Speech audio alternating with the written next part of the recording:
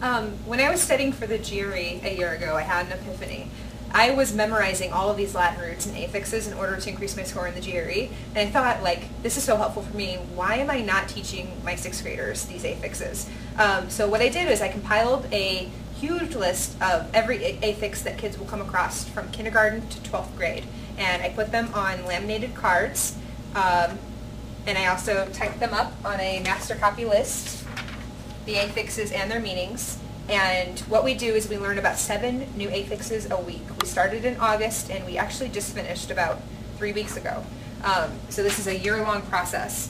And what we do is every day after we do our warm-up, we go through the cards, and the kids just tell me the meaning of each affix. So ambi means both. Sometimes I'll actually stop and I'll say, okay, give me a word that has this in it, because I think it's important for them to actually tie the affixes back to words and comprehension. And they love that part. I have seen huge increases in my scores for context, decoding, because these kids know the affixes.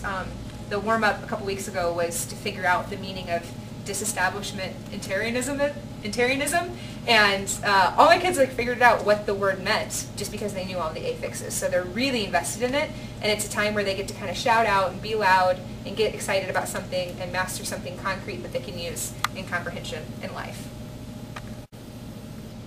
If you are going to do affixes in your classroom, the procedure is very, very important. Every morning the kids come in, they get their binders, they check their mail, they sit down, I collect the homework, and they get started on whatever our bell work or warm-up work they have assigned that day. After the warm-up, every day I stand in front of them with the cards, and they know that everyone's eyes must be on the cards, everyone must be saying the meaning of the affixes. It's an expectation that if I see one kid's eyes stray, we start fresh from wherever we are, and we go through the whole stack again.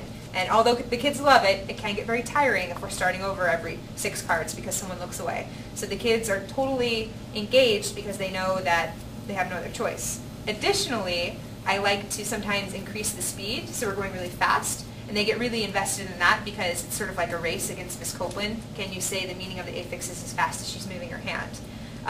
Occasionally, I will stop and ask the kids just to shout out a word that has it with them, and that is a good check for comprehension to see, are they actually tying these affixes to actual words.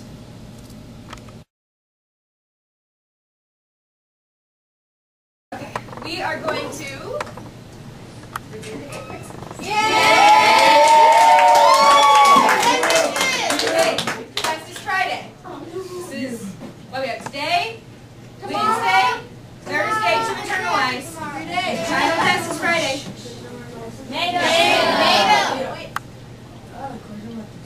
Yeah.